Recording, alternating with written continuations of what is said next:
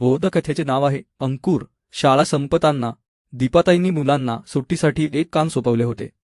या महिन्यात सगळेजण आंब्याची मजा लुटतात आणि कोई मात्र फेकून देतात. ताईंनी ह्या कोईंपासूनच मुलांना रोपे तयार करायला सांगितली होती. नम्रता तर बाबांनी आंबे आणले ते लगेचच त्याच्या कोई आपल्याला कधी मिळतात ह्याची वाट बघायची. तिने त्यासाठी दुधाच्या पिशव्या साठवून त्यात माती आणि शेणखत घालूनच ठेवले होते. बाबांनी तिला हापूस, पायरी, लंगडा, तोतापुरी, लाल डाग तशा आंब्यांच्या अनेक जाती ओळखायला शिकवल्या होत्या. त्यामुळे आंब्यांचा चट्टामट्टा झाला की नम्रता आंब्यांच्या जातीप्रमाणे त्यांची मरगवारी करून ठेवायची.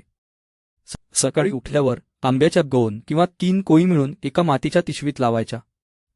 नंतर सगळ्या पिशव्यांना पाणी घालायचे हे नम्रताचे रोजचे काम होते.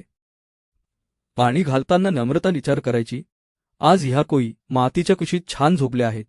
काही दिवसांनी कोईना कोंब कुटतील, त्यातून इवलेसे रोप येईल. होता होता झाड थोडे मोठे झाले की आपल्या वर्गातली सगळी मुले मिळून आपण त्याची रोपे डोंगरावर लावूयात. पावसामुळे रोपे डोंगरावर वाढतील, मोठे वृक्ष होतील. वसंत ऋतूत झाडांना छान मोहर येईल. तेव्हा पोकिळा, बुलबुल, मैना डाणी गातील. आपल्या सर्वांना मिळून त्या डोंगरावर ट्रिपलाही जाता येईल.